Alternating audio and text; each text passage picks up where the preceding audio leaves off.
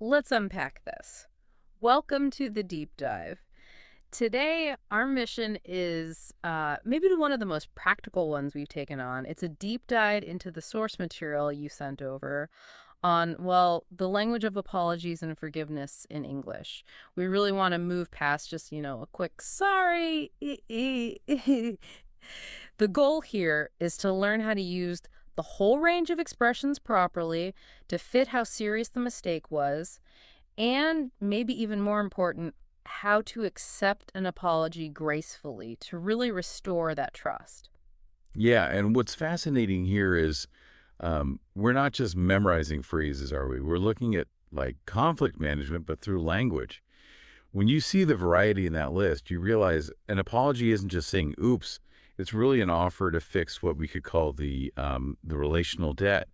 So this deep dive is about understanding those different levels, from like bumping into someone to a really serious error, and making sure the words we pick are actually enough to pay that debt and move on. I like that idea, relational debt, because just saying I'm sorry for something tiny is, well, fine.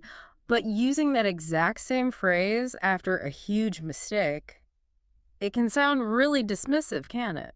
Precisely. So let's start with those foundational sort of low stakes phrases. For the everyday things, the quick resets, like maybe cutting someone off by accident or dropping a paper, you keep the language pretty low effort there. Our Yeah. sources give us, sorry about that. Yeah. Or, sorry, I didn't mean to do that. And the simplest one, just, I'm sorry. They're quick, they're efficient. The goal is just minimal disruption, really. Okay. But then, when the impact is bigger and the source material shows this really well, we need to immediately ramp up that emotional weight. We stop saying just "I'm sorry" and we start saying "I'm so sorry" or maybe "I'm very sorry." Exactly. And this is where using adverbs strategically really comes into play.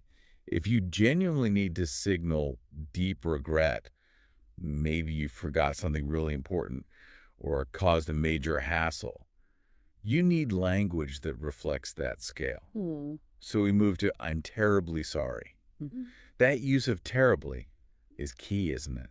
It tells the other person that, how bad you feel matches how bad the situation is for them. You're Yeah. basically escalating the language to acknowledge the gravity. Okay, let's try a quick role play. Low stakes, but needs that intensification. Say I completely forgot we had this recording scheduled this morning. Totally spaced it. And I show up like 30 minutes late. Okay, right. That's not just a quick bump. That's 30 minutes of my time gone. A simple, sorry I'm late, probably isn't going to cut Yeah. it. Feels weak. You'd need to use a strong intensifier and probably mention the actual action. Something like, oh, I am so sorry for keeping you waiting. I completely lost track of time. Ah, okay. That feels much better. Yeah. It really acknowledges the specific inconvenience I caused. Okay, now let's pivot. Let's talk about when the friction turns into actual damage. I mean, the mistake is serious, maybe it's formal, or it needs real accountability. We have to shift from talking about how we feel, I am sorry, to a more formal action. I apologize. Absolutely. Moving to the verb apologize Yeah. just instantly kicks the formality up a notch. I apologize for. That's your standard formal opening. It's really crucial in, say, professional settings or when you're addressing a serious breach of trust because it sounds more official, more responsible. You're signaling, okay, this isn't casual chat. I recognize this is serious. I noticed two phrases in the source material that really hammer home that ownership idea. The really direct one, sorry, it's my fault, and even stronger, you can blame me for this, using those leaps. Like, zero room for doubt, which can be powerful. They are powerful, yeah, but they are declarations, aren't they?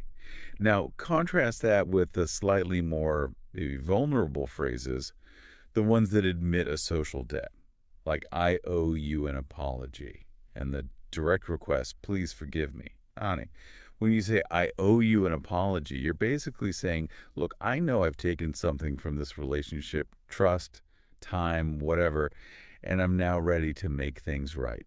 Hmm. I see the difference. Declaring fault is one thing, but acknowledging the debt shows you understand the consequence for the other person. Now, what about, I beg your pardon, it shows up in the formal section of our list, but I know loads of people use it just to mean, huh, what did you say? It's an excellent point about uh, pragmatics, how context really dictates meaning. If Hmm. someone accidentally steps on your foot and gasps, "Oh, I beg your pardon," it's definitely a very formal, polite apology. Often implies they're shocked at their own clumsiness. Yeah. But yeah, if you didn't hear something and you say, "I beg your pardon," with that upward inflection, it's just asking for a repeat. Yeah. Since the source list puts it with the serious apologies, it's signaling that very high formal level intended for real remorse, not just, conversational filler. Okay, let's try a high stakes scenario then.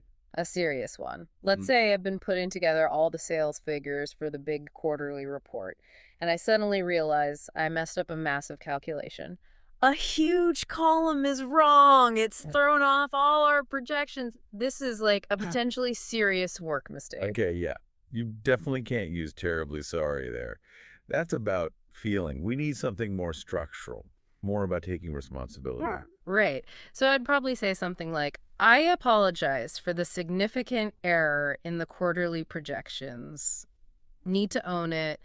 I take full responsibility for the Yeah. miscalculation, and then maybe I need to open the door for repair. Like, how should I apologize to you for this? Is that right?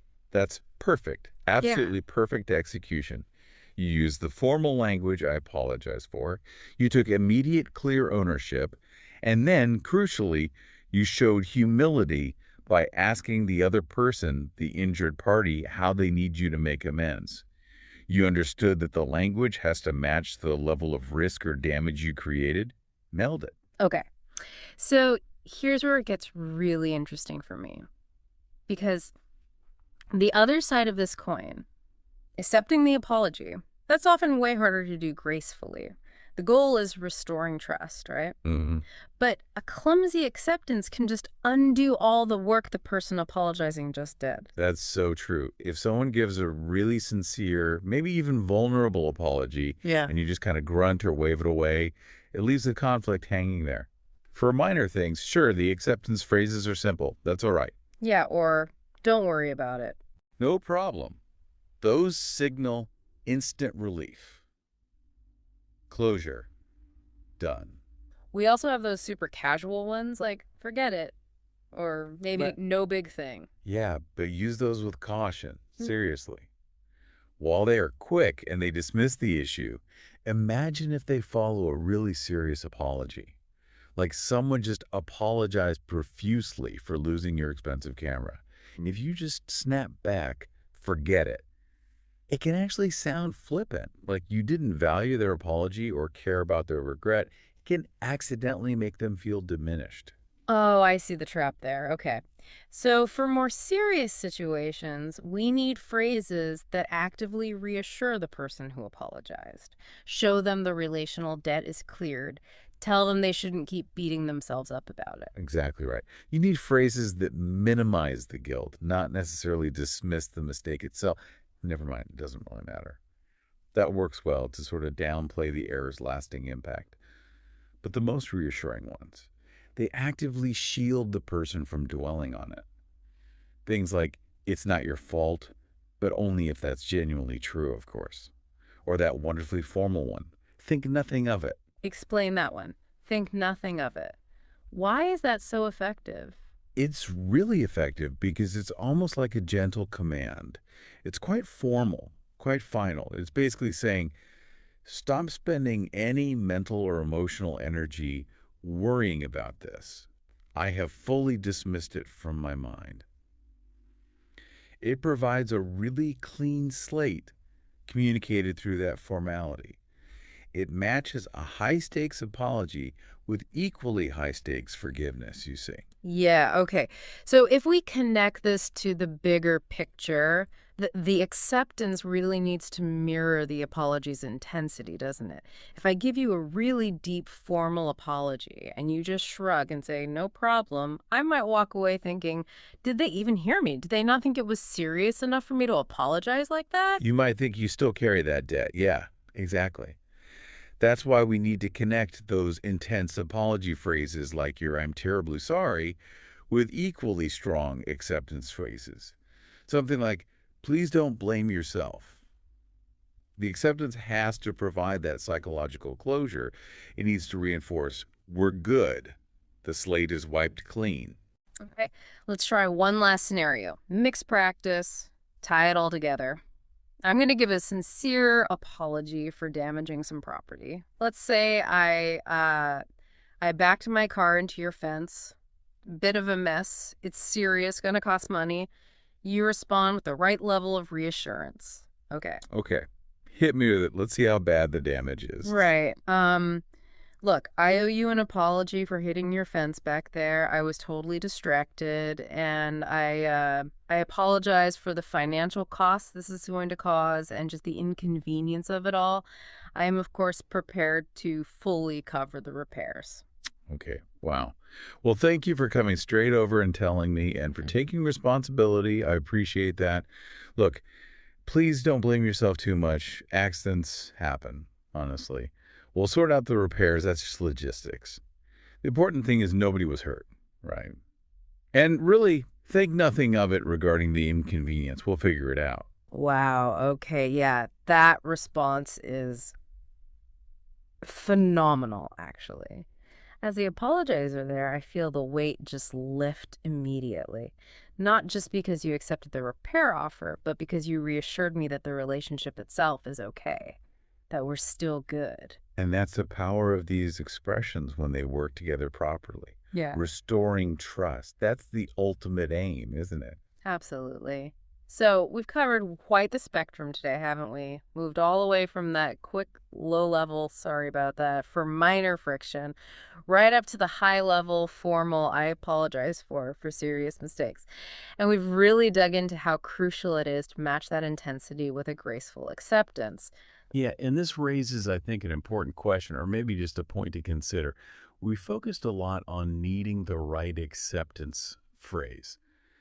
We often put a lot of effort into learning how to apologize well, but sometimes we're actually, well, terrible at being forgiven, at accepting an apology properly. So I'd really encourage you listening to practice receiving apologies this week. Don't just grunt fine or, whatever. Try using think nothing of it or please don't blame yourself. See how it feels. So, what does this all mean then? I guess true communication skill here means knowing how to match the intensity of the apology with the grace of the acceptance, because getting both sides of that equation right, that seems like the fastest way to actually resolve conflict healthily and repair relationships. And as you practice using these more sophisticated expressions this week, here's a final provocative thought for you to mull over. Our source list included both "Can you forgive me?" and "Please forgive me." When you're the one apologizing, think about how directly asking for forgiveness changes the dynamic compared to just stating your regret, like saying, "I'm sorry." That act of asking, it's an explicit moment of vulnerability, isn't it? And maybe that vulnerability is what really disarms the other person and makes genuine forgiveness more likely. Think about how asking versus telling impacts that power dynamic this week.